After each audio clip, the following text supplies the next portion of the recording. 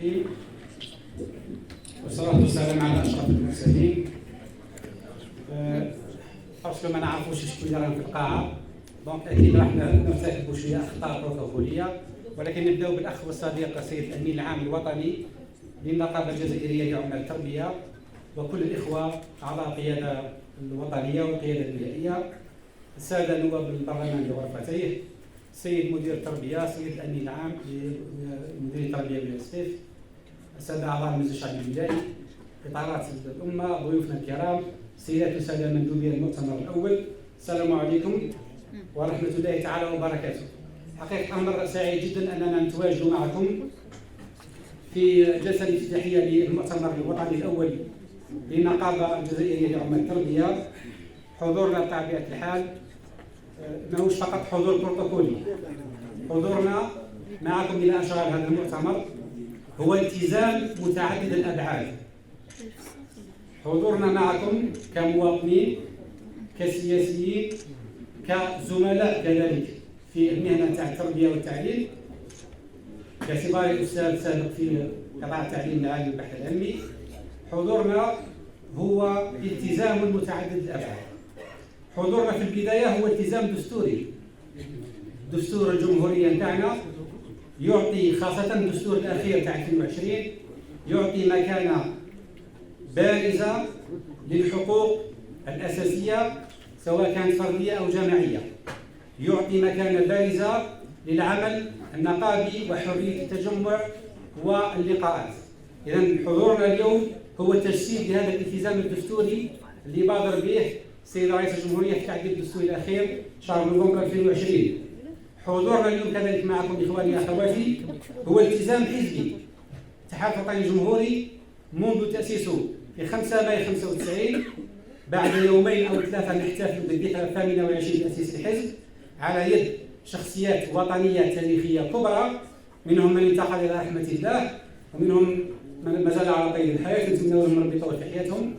الحزب منذ تأسيسه وهو يرسخ ثقافة الحوار مع الشركاء الاجتماعيين، ويرسخ الدفاع عن كل الحريات، وعلى رأسها الحريات النقابية، حرية الممارسة النقابية التعددية في البلاد.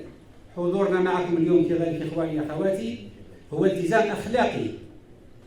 التزام أخلاقي لأننا كلنا جميعا نتاج وأبناء المنظومة التربوية اللي انتم تمثلوها اليوم باعتباركم تمثلوا نقابة لعمال التربية. كلنا، اللي كان فينا دكتور، واللي كان محامي، واللي كان نائب برلماني، واللي راه مدير تربية، واللي راه أستاذ، واللي راه عامل، واللي راه مهندس، كلنا نتاج هذه المنظومة التربوية اللي بذلوا فيها مئات الآلاف من العمال والأساتذة والمربين جهدا لا ينكر باش نكونوا احنا أبناء الشعب العاديين في أعلى مراتب سواء المهنية أو العلمية أو السياسية أو غيرها.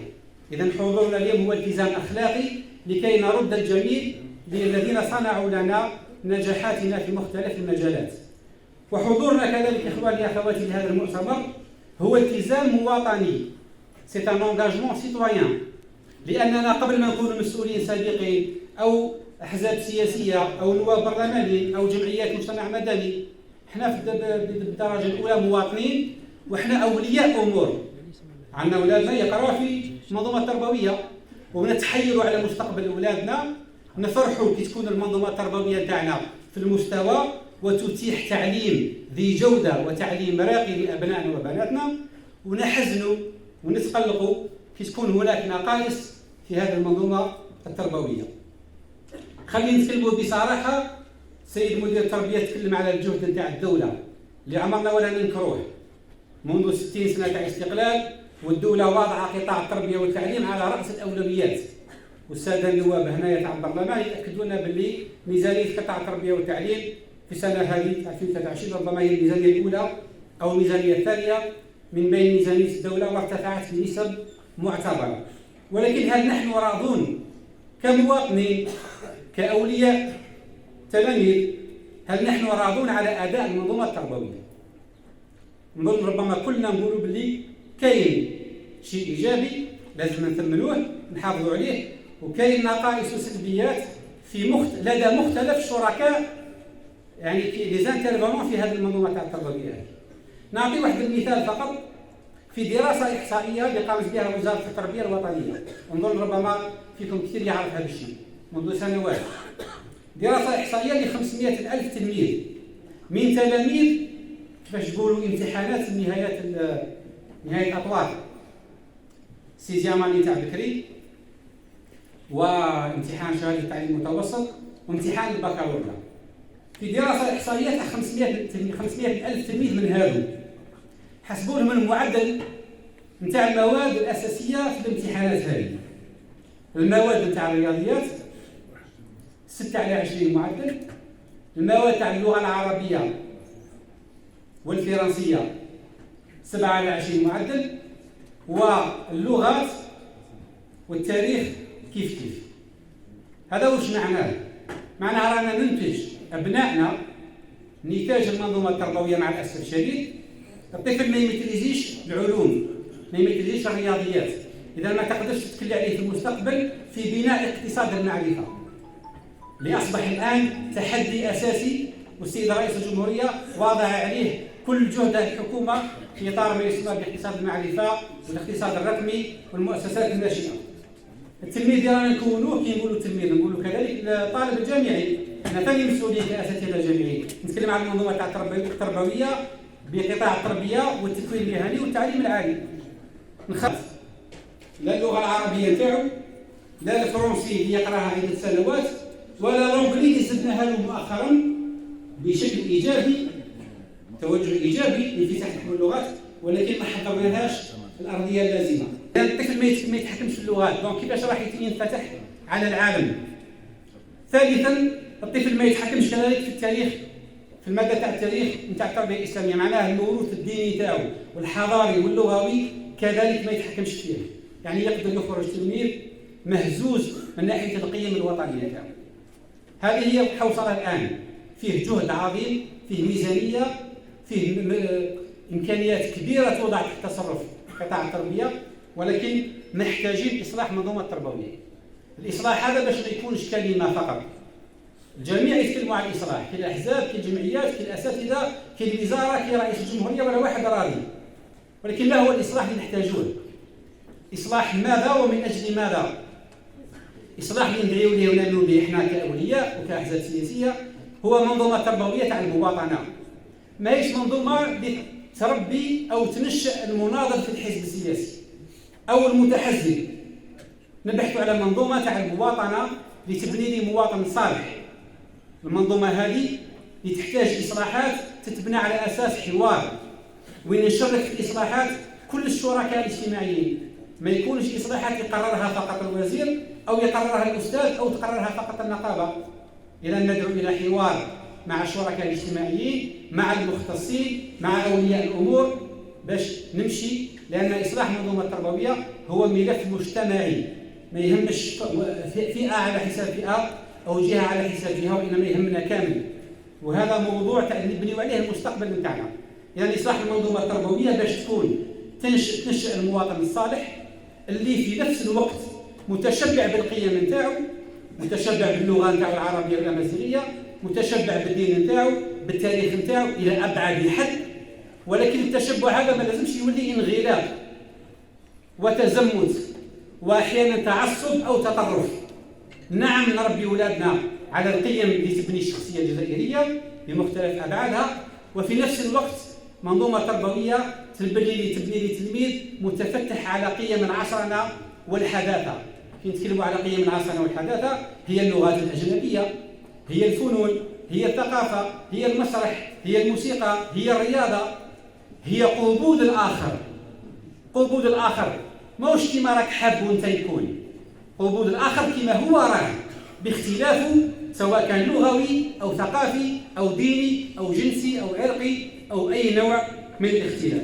اذا المنظومه التربويه تتبنى على اساس اول شيء هو تحسين الظروف الاجتماعيه والمهنيه للعمال. ما نقدرش نبني منظومه تربويه وحنا العامل والاستاذ نتاعنا مازال في ادنى السلم.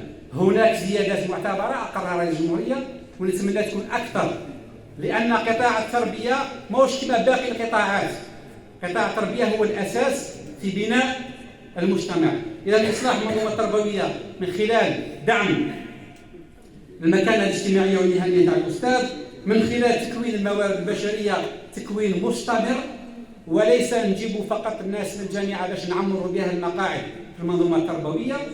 شفناها مثلا في تعميم اللغة الإنجليزية مؤخرا، شي مليح باش تنفتح على الإنجليزية، بصح ما لازمش يكون هذا القرار قرار سياسي ولا قرار إيديولوجي. قال باش نحارب فرنسا ندير الإنجليزية وما نحضرلهاش الأرضية تاعها. كاين بعض التلاميذ ولادنا في البريمار 10 سنين 11 سنة، صدقوني بالله غير ميتريزي لونجلي غير من البورطابل نتاعو خير من الأستاذ اللي راه يقري فيه الجديد. لماذا؟ لأننا ما كوناش الأساتذة، ما نلوموش الأساتذة تاعنا. واحد عنده 10 سنين اللي جاب الدبلوم تاعو في اللغة الإنجليزية، تجيبه في 15 يوم تكون وتقول له روح قري، مستحيل هذا الأمر. إذا كان من المفروض أننا نحضر الأرضية بتكوين جاد باش نمشي إلى تعميم اللغات. نتكلم على إصلاح المناهج والبرامج وتخفيف هذا الأمر هذا. نتكلم على إدراج أنماط جديدة في التعليم بعد الكورونا. كما في العمل كما في التعليم، المجتمعات الدولية انفتحت على أنماط جديدة، على التعليم عن بعد، على التعليم عن طريق التشارك وغيرها من أنماط التعليم، عن طريق الرقمنة، عن طريق وسائل الحديثة. نتكلم على إصلاح المنظومة التربوية بالاهتمام بالطب العمل، لأننا نعرف بأن مهنة المربي مهنة صعبة جدا ويعني متعبة نفسيا وجسديا وذهنيا. نتكلم على تعميم الصحة المدرسية والرياضة المدرسية، ونثمن قرار رئيس الجمهورية في مجلس الوزراء الأخير وين أعطى تعليمات للوزارة المعنية باش ترجع الاهتمام بالرياضة المدرسية والرياضة الجامعية اللي كانت هي الأرضية لرياضة النخبة في بلادنا. نتكلم على أهمية الفنون والثقافة والمسرح والموسيقى في المنظومة التربوية. نتكلم على أهمية إدراج واهتمام بالعلوم الدقيقة، الرياضيات اللي مع الأسف الشديد أقل من 3% من طلبتنا يمشيوا للرياضيات، وما هوش مشكل فقط في بلادنا بطبيعة الحال، في العالم. أنا أستاذ رياضيات، أعلم بأن في العالم كامل هناك ما يسمى في علم الديداكتيك أن أوبستاكل ديداكتيك، كاين حاجز معرفي عند أولادنا من الرياضيات ومن الفيزياء ومن العلوم، وكاين حتى أن أوبستاكل إبستيمولوجي، حتى أصبحنا نرفض الرياضيات بدون حتى ما نقراوها.